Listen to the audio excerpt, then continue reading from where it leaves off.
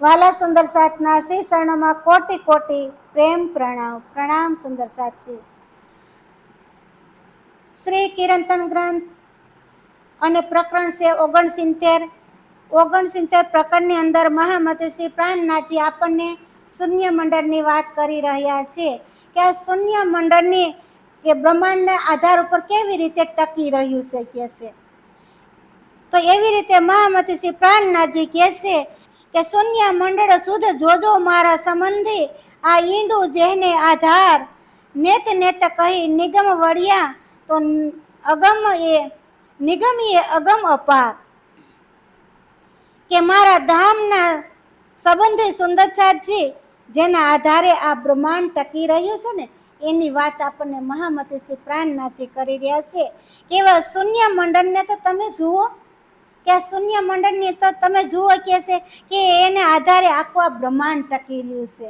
આ શૂન્ય મંડળના આધાર ઉપર આ 14 લોકનું જે બ્રહ્માંડ છે એ આખું બ્રહ્માંડ ટકી રહ્યું છે. કે છે કે વેદ અને તેને નીતિ નીતિ કહીને પાછા વળ્યા.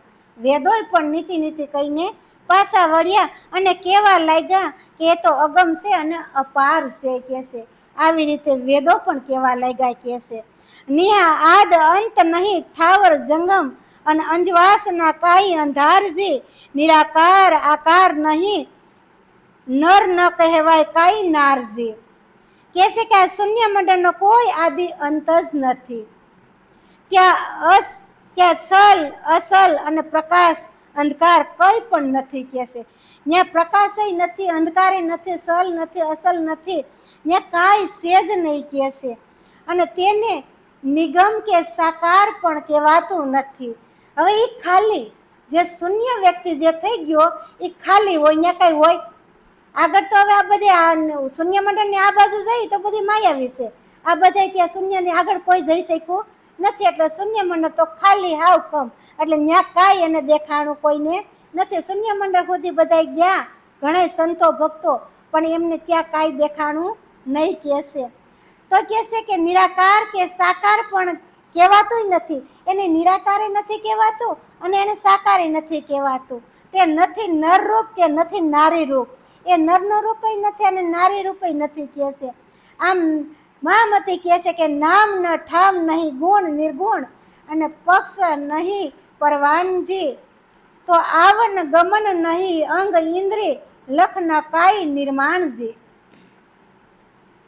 કે તેનું કોઈ નામ નથી. કે છે અને એમનું ઠેકાણું કોઈ નથી. કે છે ત્યાં તો હવે આ બધા પાસા વળ્યા ને અગમ નિગમ વેદો. કે છે ત્યાં કોઈ નામય નથી, ત્યાં કોઈ ઠેકાણું નથી. કે છે તેમજ તો કોઈનું ગુણય નથી, કોઈ એવો કાંઈ ગુણય નથી ત્યાં તો. કે છે તો તેને વળી નિર્ગુણ પણ કહેવાતું નથી, એને નિર્ગુણ કહેવાતું નથી. કે છે તેને કોઈ પક્ષ કે પ્રમાણ પણ નથી, એમાં કોઈ પક્ષ નથી, પ્રમાણ નથી. કે છે એ આવા ગમન તથા અંગ અને ઇન્દ્રિયોથી પોરશે. કે છે આ ઇન્દ્રિયો અને અંગોથી આ તો બધું શૂન્ય મંડળ તો પોરશે. કે છે ત્યાં કાંઈ છે નહીં. કે છે તેને કોઈ ઓળખાણ અથવા આકાર પણ નથી, એની કોઈ ઓળખાણ નથી, એનો કોઈ આકાર નથી. કે છે અહીંયા રૂપ ન રંગ નહીં તેજ જ્યોત કે દિવસ ન કાંઈ રાતજી.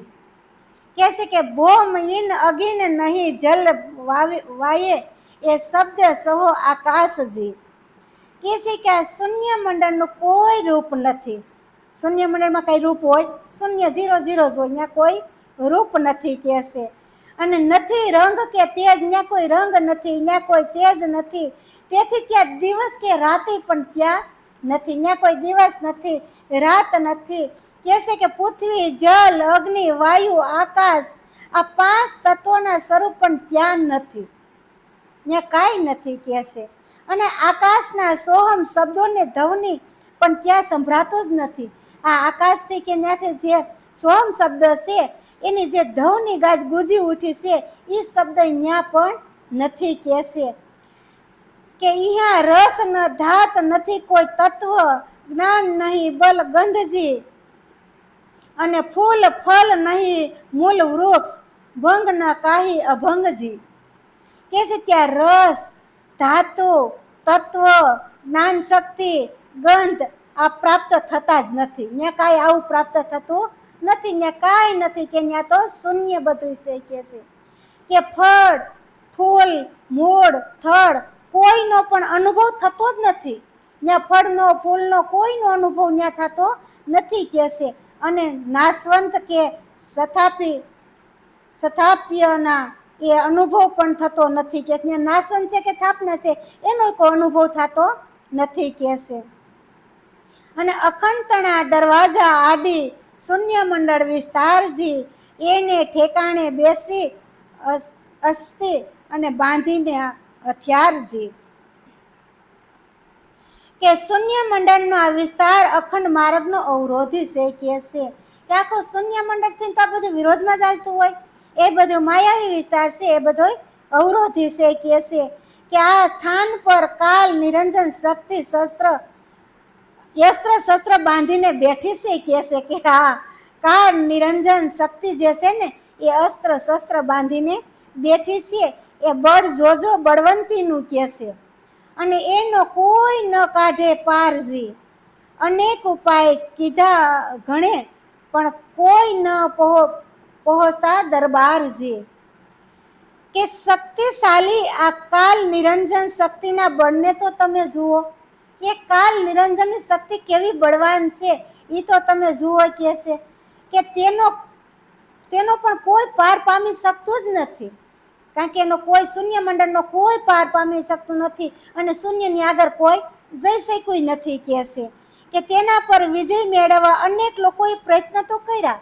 શૂન્યથી પર જવા માટે ઘણા લોકોએ પ્રયોગ તો બધા કર્યા કહેશે, પણ ત્યાં કોઈ જઈ શક્યું નહીં. શૂન્ય મંડળથી આગળ કોઈ ન જઈ શક્યું કહેશે. પરંતુ કોઈ પણ એની પાર અખંડ ધામ દ્વાર સુધી કોઈ પહોંચી શક્યું જ નહીં. કે એ ધામની પાર અખંડ દ્વાર ખોલવા કોઈ પણ પહોંચી શક્યું નથી કહેશે. કારણ કે શૂન્ય મંડળની અંદર 0 0 ત્યાં કોઈ માયા નથી. ત્યાં પ્રકાશ રૂપી પ્રકાશ બધું છે. તો કહેશે એ પ્રકાશ જોઈ બધા પાછા વર્યા કે ત્યાં કાંઈ છે જ નહીં. આપણને આની અંદર આ જેટલી વસ્તુ આપણને દર્શાવી છે એ વસ્તુ એમને કાંઈ ત્યાં દેખાણી નથી. ત્યાં તો 0 જ છે બધું. ત્યાં કાંઈ વસ્તુ છે નહીં કહેશે. તો કોઈ ન પહોંચતા અહીંયા લગે એનો બોલી મારે છે પ્રતાપજી. આ પાછે એની સાયા પડી છે એ શૂન્ય મંડળ વિસ્તારજી. કહેશે કે આ કાળ નિરંજન સુધી પણ કોઈ પહોંચી શક્યું જ નથી. આ કાળ છે, નિરંજન છે, ત્યાં સુધી કોઈ ન પહોંચી શક્યું કહેશે. કારણ કે બધા ત્રાહિમામ કહેવા લાગ્યા, ત્યાં સુધી કોઈ પહોંચ્યા નહીં કહેશે. કે આ 5 તત્વ ભૌતિક વિરાટની તેમની માત્ર સાયા જ છે. આ 5 ભૌતિકનું વિરાટ ઊભું કર્યું ને એ તો માત્ર સાયા જ છે કહેશે. ત્યાં કાંઈ નથી ત્યાં કહેશે. તો આ રીતે શૂન્ય મંડળ ફેલાયેલું છે. કે આખું શૂન્ય મંડળ એવી રીતે ફેલાયેલું છે કે ત્યાં શૂન્ય મંડળ સિવાય કાંઈ છે જ નહીં. પ્રકાશ જ છે, ત્યાં કોઈ વસ્તુ છે નહીં. તો ત્યાંથી વેદો બધું નીતિ નિગમ કહી અને બધે પાછા વળી ગયા છે. આવી રીતે મહામતી કહે છે કે આ શૂન્ય અગમ નિરંજન નિરાકાર આ એવી શક્તિ છે કે ત્યાં કોઈ જન પાર પામી જઈ શકતું નથી કહેશે. તો આ નિરંજન સુધી પણ કોઈ પાર પામી શક્યું જ નથી. એવી રીતે મહામતી શ્રી પ્રાણનાથજી કહે છે કે એક સાખીની અંદર આપણને આ વાત સમજાવી છે કહેશે કે એ જે સતુર જીવ સોરી સિતરાવે એને રંગ સળ્યો નવ જાય. શૂન્ય મંડળથી આવે સાયબો એનો ફેરો સફળ થાય. કુમકુમ સોખલિયા સવરાવે વિવેકેથી વાલાને વતાવે. એ જી મારી સખી રે સખી મારા ગુરુએ રસાયો ધર્મનો માંડવો. બેની મારા ગુરુએ રસાયો ધર્મનો માંડવો. આવી રીતે મહામતી શ્રી પ્રાણનાથજી પણ આપણને કહી રહ્યા છે કે શૂન્ય મંડળથી આ સાહેબો આવશે તો આપણો ફેરો સફળ થઈ જાય. આવી રીતે મહામતી શ્રી પ્રાણનાથજીએ આજના સત્સંગની અંદર આપણને વર્ણન કર્યું. બોલો શ્રી પ્રાણનાથ પ્યારે કી જય।